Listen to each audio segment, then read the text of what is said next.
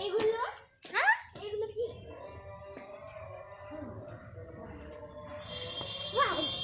এই তো এই পাহাড়ি গাছটা আমার আপু বন্ধুরা সকালবেলায় ঠিক করছে তো আমরা বই করতেও বলবো এখানে হাত দিতে পারবি